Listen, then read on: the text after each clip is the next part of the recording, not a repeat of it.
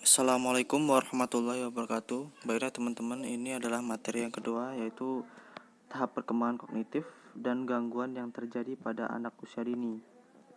Materi pertama akan disampaikan oleh Mirza, materi kedua Novia Claudia, dan selanjutnya adalah saya sendiri, Nur Muhammad Royan.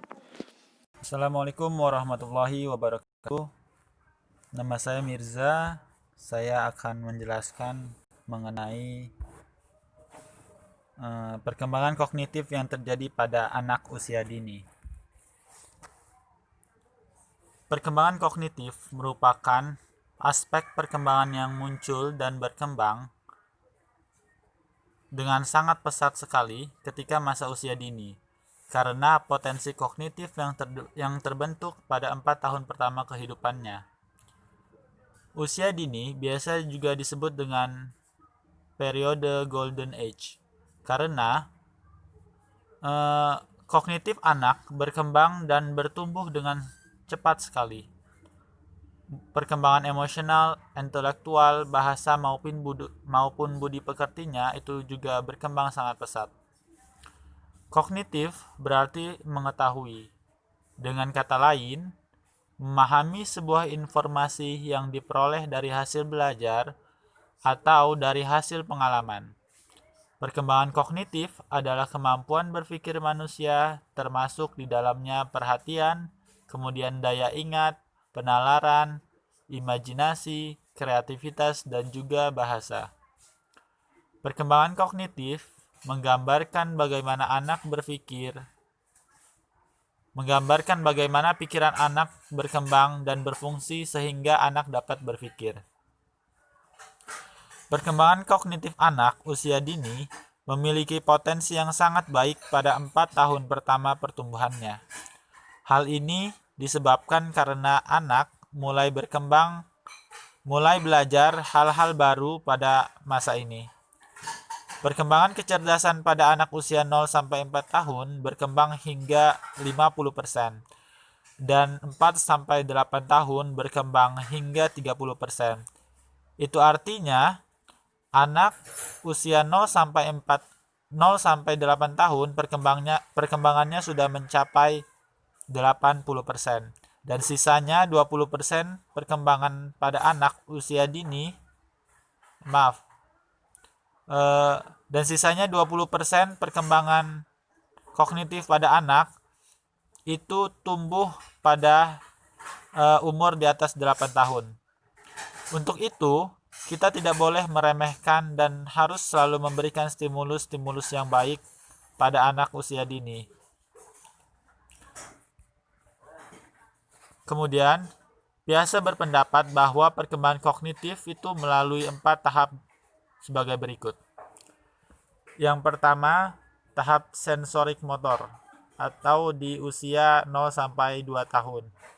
Bayi mulai membangun pemahaman tentang dunia dengan mengkoordinasikan pengalaman indrawi dengan gerakan dan mendapatkan pemahaman akan objek permanen. Jadi pada anak usia 0-2 tahun, ini anak-anak mulai berusaha belajar mengenai hal-hal di dunia ini, termasuk siapa ibunya, kemudian bagaimana cara berbicara, bagaimana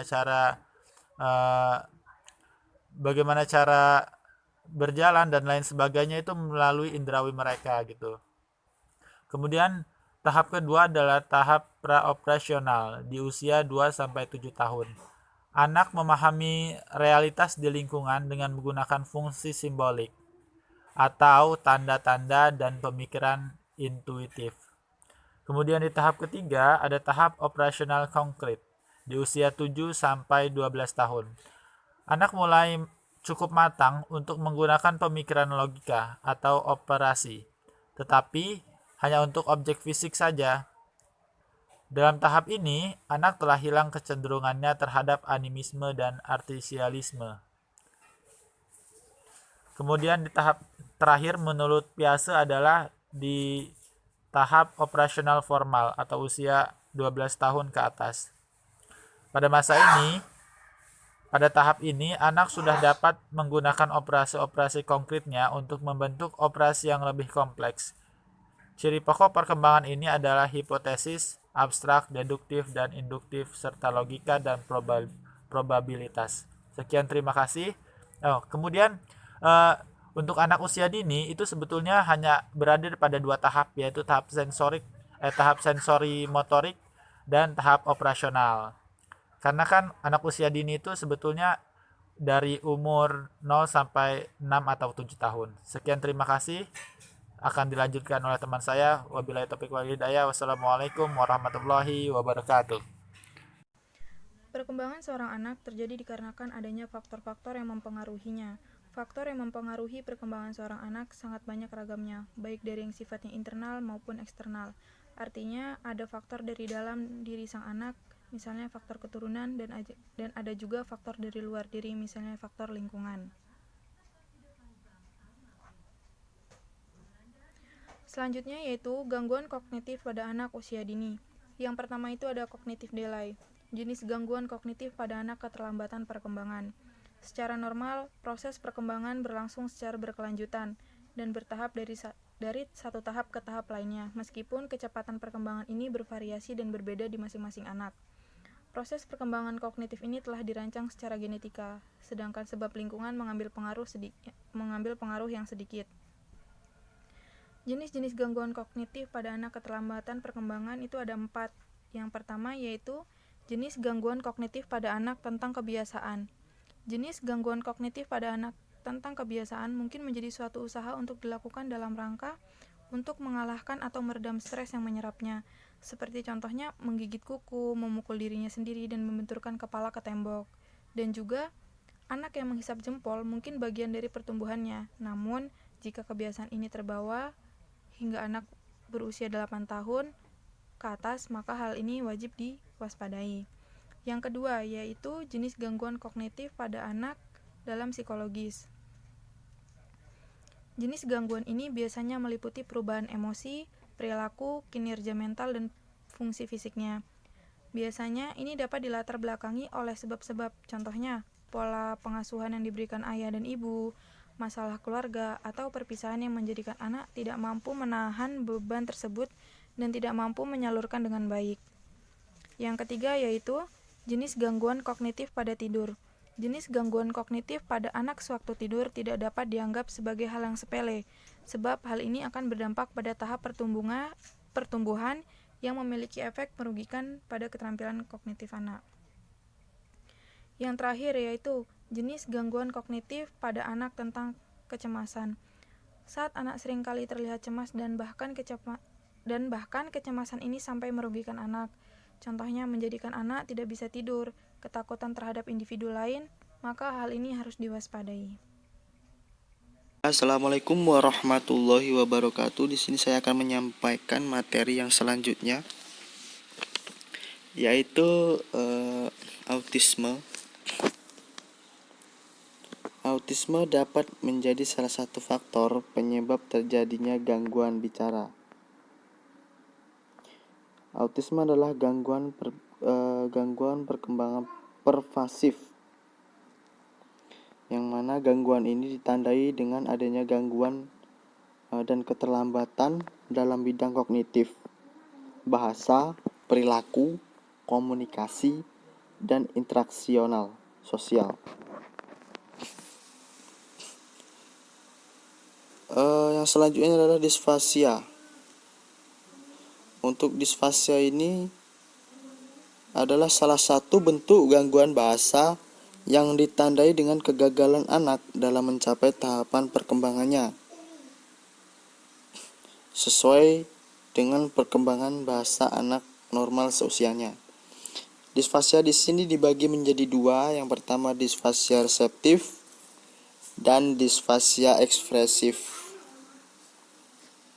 Untuk disfasia reseptif sendiri, yaitu anak dapat mendengar namun tidak dapat memahami apa yang ia dengar, sehingga anak tidak bisa merespon secara langsung apa yang ia dengar. Yang kedua adalah disfasia ekspresif. Disfasia ekspresif di sini adalah anak dapat mendengar, namun anak dapat mendengar dan dapat memahami apa yang ia dengar, namun tidak dapat merespon secara verbal.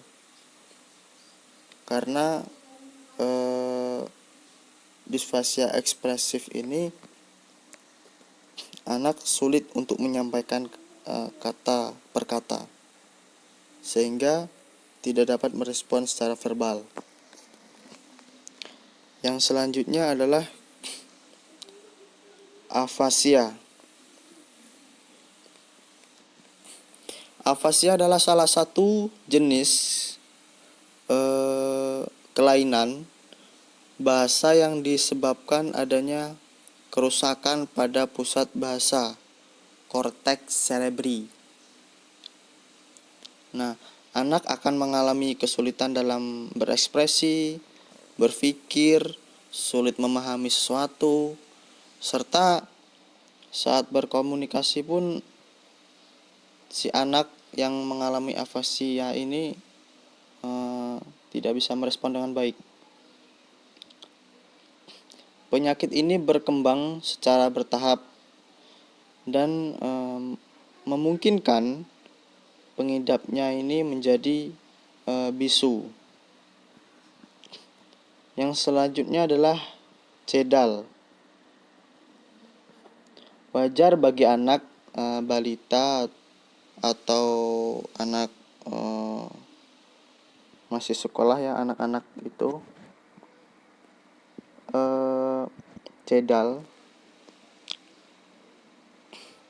karena autonomi lidah anak itu belum sempurna, sehingga anak belum bisa mengucapkan kata-kata yang seperti D, N, R, S, T, atau Z.